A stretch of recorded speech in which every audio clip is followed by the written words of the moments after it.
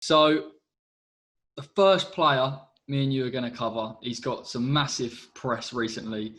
His team have just got promoted, so it's a bit touch and go as to whether we could see him in a claret and blue shirt next season or whether he might chance his arm at West Brom. Yeah. But Grady Diangana, first and foremost, we sent him out on a season-long loan. Obviously, Slav and Julian Dix down at the Hawthorns. We hoped that they could get the best out of him, and they have. He's done magnificently. Completely, yeah. He's. I know he had that, spell out on the sidelines with an injury, didn't he? He had a bad injury, but he did need a loan, Grady, to excel. And Slaven was the right man for him because Slaven's quite a friendly manager in a way. He's a man manager. He'll get the best out of you, talk to you, explain what you can do better. Which is what we found at West Ham, but. Grady, he completely excelled, with the likes of Pereira alongside him. They had Austin up front, Robson Khan or whatever. But the thing is with Grady, we played him on the right, and I think he's found his position on the left-hand side where he likes to, beat players. You saw in the last game against, I don't know who it was against, but he beat two players, crossed it in, and someone finished it. And I think Grady will be vital for us next season. I really do. Do you think Moyes will be tempted to potentially start him at the beginning of the season? Because I think the problem is with West Ham is you've got so many big name players. And I know he hasn't been afraid to drop them recently, but going into a new season, do you think he'll give Diangana the start that he really deserves? Yeah, I think he needs to, Corey. I think there's talk about West Brom potentially going in for a 20 million bid, and people are like, you need to accept. But if Moyes wants to rebuild a new frame of West Ham in the fact that he wants a new identity with younger players like Fornals, Diangana, Haller's relatively young as well, and you ship off the likes of Anderson and Lanzini, who may potentially go in the summer, you need the likes of Diangana, Fornals, Bowen to step up. And I'd rather players like Diangana, get a chance rather than Anderson and Lanzini, who have, in a way, been disinterested. I don't know if that's harsh. I don't know if that is harsh, but Diangana, he's got the potential.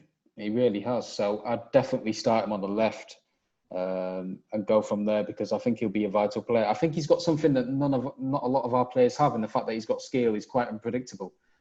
He's quite agile, and I think I liked him when he first broke through at West Ham as well. So I think as well what he's added to his game, which I've been really impressed with, obviously his end product. I think he scored some brilliant goals outside the box. One goal in particular where he's taken it down the left-hand side, beaten two players, and then had brilliant composure just to finish it and dink it over the keeper. So he has added that to his game. You've got to take the caveat in that is a division with lower quality per se.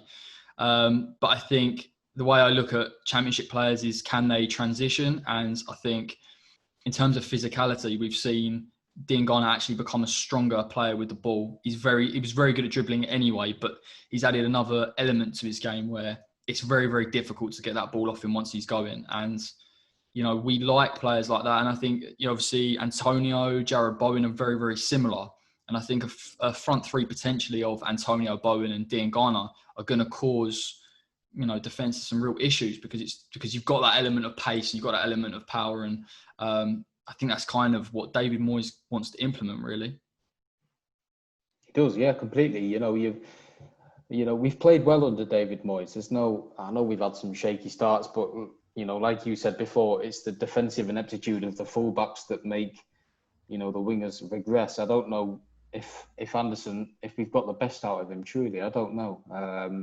And will it be the same with Diangana? You've got to question that. But if we upgrade on both fullbacks, Diangana has room to progress, and he's progressed at West Brom, like you said. He's done really well. He needed that at West Brom. He needed that, progression under Slaven Bilic. To Slaven Bilic get him under his arm and say, listen, you're a player, you've got potential. And the physicality of the Championship is similar to the Premier League in the fact that it's quite intense. Players get around you, which I think was a good loan move for him. So next season we've got to look at Diangana and think, listen, is he going to fit into the team? Is he going to progress us? And I think he will. And I think as well, just what I realise now is I would like Moyes to be patient with him, because I don't think that transition is going to be instant where we're going to see him obviously obliterate left backs, left, right, and centre, and right backs. But I think, like you say, he has matured. I think he can play in the first team now. It's just a question of time. And I think we took on the sort of topic of loaning players out. I've just done a video on Nathan Holland, and it's very, very similar, where the raw talent and potential is there, but you need the game time. And I think once you have a full season under your belt, I mean, Grady's the exception because I can't believe he's done that well. I expected him to get game time, but not obviously be the star that he is. But the more game time that you have and the more faith you put in the players, they will return it. And obviously, he has been lauded in the academy as one of the more talented players. So I would like to see Moyes obviously give him his shot. And like you've sort of touched on, I think not rely on him too heavily for a defensive work rate. I haven't seen personally a lot from him that suggests he's going to get back and cover for the fullback. So if he's going to succeed in a side like that, we need to address the left back issue. Yeah, exactly. That's where he could play in, centrally, Diangana. I think he's got the ability to play behind the striker, because at West Brom, when you look at them and analyse them, I don't think he had much defensive responsibility on his shoulder. They had a good left back in Kieran Gibbs or whatever to, defend that position well. And Diangana could, stay higher up the pitch and stay forward. They gave him a license to stay forward and, flourish on that position because he's a strong ball carrier. And we've lacked a strong ball carrier now for, all season pretty much. I know Anderson and Lanzini can do it. You question whether Lanzini is the same player because of his injury. Is it, one of the worst injuries that a player can suffer? And Anderson mainly acts as a second left back predominantly. So you've got to look at Diangana and think, is he going to be our left mid next season? Can Antonio drop there, and do you implement Haller up top again? What's the best system to play next season? Because there's plenty of options. Is Fornals going to stick on the left? Is Diangana going to go centrally, or do you put Fornals centrally, Diangana on the left? There's plenty of options, but Diangana, I definitely, like you say, I'd definitely implement him next season and get him in the starting lineup, because he's a top player. He's got ability. I certainly think on the Fornals situation that I don't think he can play on that wing position. It's proven very difficult for him this season, where he's had to play a wide role. And I think one thing we've seen from David Moyes, particularly since we were safe, was a slight change in the way we played. Against Man United, we went away and we looked to keep the ball a little bit better. We were a bit more composed, which was interesting for me to see, because a lot of Moyes' style since he's come in January has been, set pieces, players in the box, trying to beat teams sort of airily. So maybe there is movement for Fornals to benefit, but again, he can't play in that wing position, because for all his great passing ability that we've seen in the under-21s for Spain and Villarreal, he needs to be playing in that number 10 role where he can pick the pass. Exactly. You saw, was it the Spanish, he played in the Spanish team in the under-21 European Championship recently in the summer or something, and he was brilliant. He scored that goal and he flourished in the number 10 position. But I think Moyes has predominantly put him in left wing because of his progressive runs. He works hard for the team. I looked at the stats recently. He's covered the most distance for a while. Regarding exception of Souček, and the attacking pressures he puts on, and he can drop deep to the cover Cresswell like Anderson did. But like you said, Fornals is someone you need to put centrally. He's wasted on the wing. For me, Fornals, at the latter stage of the season, I don't think he had his best games. And when you look at his goals and the assists he's made, and say Bowen's goal against Southampton at home, Fornals drifted in centrally from the left. I was about to say. And played Bowen through because he's got that eye for a pass. But you can't just, have him say to him, listen, hug the touchline, because he's not going to do that. He's not got the physicality to do that. He's more of a central player with it. He hasn't got a lot of pace, Fornals. So. But that's what's interesting really about the Fornals thing is, even though he, in my opinion, lacks a bit of physicality, and I don't think he wins many tackles, like you say, his work rate's so high that it is difficult to look past that. And I think perhaps there's a bit of a mutual understanding between Moyes and Fornals that he does work hard for the team and therefore he will give him game time. But I'd like to just see him have a bit more freedom. And I think that's sort of a common trademark with this West Ham team, where the whole team has to defend as a collective and attack as a collective. And so you don't allow certain players that normally thrive off sort of that formational freedom where they can just drift in and pick the ball up like a Lanzini. He's asking him to play much deeper. And it just doesn't suit them. And unfortunately, we've kind of got that hangover from the Pellegrini era where you had two sitting players in Rice and Noble, and the attacking players had the opportunity to get forward. And since that's changed, you found a lot of players sort of struggle a little bit. And that, I think that's something we have to address with the recruitment. And I've said this before, it isn't about necessarily the big names, but it's about getting the players with the right fit. And I think when you get that, West Ham as a collective will improve. But I don't want to see players that don't fit in. And as talented as Lanzini and Anderson are, if they don't fit in, I'd rather he sold them and then brought someone in that did, because I just don't think we can accommodate them for a whole season.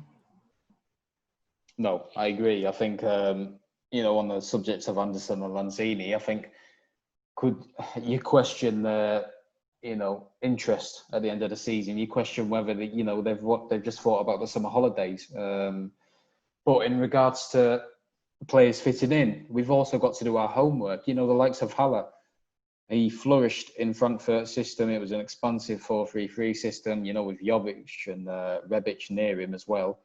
They ball carried, Haller went out wide, they all rotated. Yeah. But if you bring Haller, say, listen, you're going to play on your own up top in the most physical and best league in the world, he's going to naturally struggle because it's a different ball game for him. It's a different structure. And people writing him off, I understand, you can't adjust your system too much, like you say, to fit a player in. If they don't fit, they don't fit. But at the same time, you've got to look and think, are we playing to the best of his ability, though? If he went to Monaco, for example, and reunited with Kovac, I think it is, would he score 30 goals a season? Yeah, it's an interesting one with Haller because people throw this stat up all the time. He's won the most aerial duels in the Premier League. He basically never loses a header. But my concern is what happens after he's headed it on. And I think we saw a slight bit more of success when him and Antonio were paired up front, because Antonio was willing to work with him a little bit and collect these headers. And I think I watched a clip of us beating Southampton the other day, and we scored a goal and it was 4-0. It was Antonio and Haller very close to each other, working together. And that's when Haller is most effective. But again, the other day we saw him against Aston Villa come on for Antonio at half time. He was being asked to press the centre backs, and it's just not his style of play. And then equally brought on Lanzini later on, played Lanzini in the number 10, or Lanzini moved into that number 10. You see Haller and Lanzini get a bit of success. So it's super frustrating because we have the players. I just worry they don't fit. And obviously it's easy to take Fornal's work rate and Haller's, the amount of headers he's won and go, yeah, that works, brilliant, kind of fits into the system. But if you're not getting 15 goals from Haller, you're doing it wrong. I just think that's just fact. Exactly. I think 7 goals, though, is a good return for, your first season in the Premier League in a struggling team. And the fact that, I remember the first game of the season, I was there against Man City at home. I know it's Man City at home and they're going to have most of the possession. I understand that because they're a great team.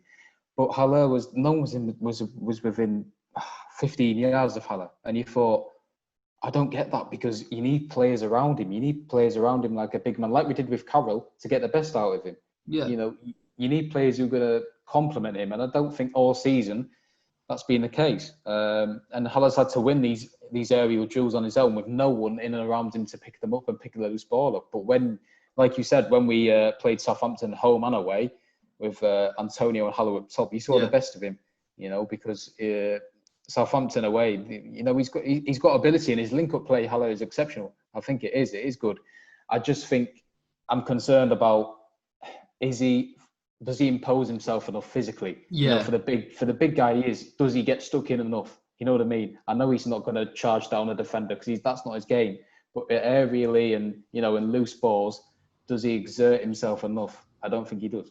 Do you know what? That is a brilliant point, because ultimately, I look at him, I think he should be. I'm kind of a bit torn between it. There's part of me that thinks you're being forced to do something that you wouldn't actually do. But equally, I think that there are some things that he's not implementing in his game, where he's putting more pressure on the back four and using his size. And he uses his size very well to get the first touch really spot on and set up somebody else. It's just that sort of transition where he has to beat the defender or put pressure on him and then set it off. And I think Haller has to take some kind of responsibility for creating chances for himself. And unfortunately, we aren't a very creative team at the moment. It is very easy to see how West Ham created through Bowen and Fornals on the wings and cutting in, and it's very straightforward. But I think Haller could do more. I think that's why you've seen someone like Antonio and Arnautovic under David Moyes do the best, because they're told to do a role where they're chasing, harrying, picking up loose balls and sort of supporting the team. And then they've reaped the benefits of it when they're in the final third and they've got the opportunities to score. Exactly. I completely agree with you. But I highlighted in my thread, Haller, he makes these runs. He does. His runs go unnoticed. He's very intelligent attacking wise, with his positioning, Haller. People will say, oh, he's not doing this, he's not doing that. He's not getting in the box enough. He drops deep, but sometimes he needs to drop deep to be involved in the play because he's frustrated. But against Sheffield United away, I think their defender slipped and Lanzini was in. I don't know if you remember that. And Haller was right next to him. Lanzini carried the ball and ended up shooting. But Haller was onside right next to him to square it so he could tap it in. But Lanzini didn't see that or somehow ignored it because he thought it'd be a better inroad to, cut inside and shoot and score, which is fair enough. I do remember that. And that is a good point as well, because earlier in the season, what we were seeing was Haller, he was, for me, making more of those types of runs. We saw him against Watford where Anderson pulled the ball back and he was just there and he was in that 6-yard box. He was ready to pounce. I think the other day when we were playing, it might have been Burnley when we lost 1-0, he had a chance to score, even though he hadn't done much to affect the game, but he was literally just in the right position. And normally you would bank on his finishing to do that. And I think the frustrating thing about Haller is we want someone with that raw Antonio type ability where he just chases and never gives up on stuff. But Haller's got so many things in his locker: great first touch, ability to link up, good finishing, aerially very solid. I think, obviously I'm delighted to see on his Instagram that he wants to stay at West Ham, given he's going to try it again next season. So I just want David Moyes to work with his strengths, and I think he's going to have to do a little bit of thinking about how he's going to get the best out of him. You were spot on, Corey. Honestly, you're spot on. I couldn't say it better myself. And the thing is, like you said, you touched on, technically, Haller he's got so many things in his locker for a big player. You saw his goal against Bournemouth. You saw it against Watford away. I think technically, he's the best striker we've had since Dean Ashton. I honestly do. You just need to compliment him in a way that's going to get the best out of him. Honestly, I think so highly of the player. But at the end of the day, if you have a good player and you're not going to compliment his system and fit in around the way he plays, he's a waste of talent. There's no point in having him. So I think we got too many of those type of players, to be honest. Where, I don't get me wrong, I'm not going to say Anderson's been faultless, because I do believe that second half of the season his attitude's been found in and he hasn't done the work that he needed to do to kind of succeed in his team. But when I watched him last season, when I watched him the first half of this season, he plays better in a number 10 role. It's as simple as that. And if you watch him in his games where he's playing wide, he can't affect it as much unless it's on a counter and he's got space in front of him. But as a number 10, he finds those positions. And, obviously he's a great ball carrier and he can beat players very, very easy. And I know he does too many nutmegs and all this type of thing, but he's just better in that role. And it's a bit odd now. Now we've got Fornals, Lanzini, Anderson that can all play number 10, and yet none of them, when you think about it, are even playing in that position. So we've got Mark Noble at the moment doing that job. Exactly. Anderson is, again, he's wasted on the wing like Fornals is.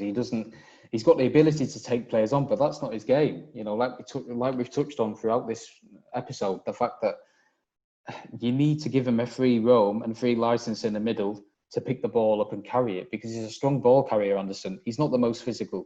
But if you put him in between the midfield and defensive lines, he'll do something special. Like against Norwich this season, he came central and he was not making players for fun. He had a brilliant game. He's the best player on the pitch. And yeah, he probably is, in my opinion, one of our best technical players, Anderson. But the thing is, West Ham have underperformed this season because we have, good individual players in a dysfunctional system. There's no doubt about it. Yeah, it's really frustrating, isn't it? Kind of with those types of players. I think we should definitely try and resolve that with a little bit of decent recruitment this summer. So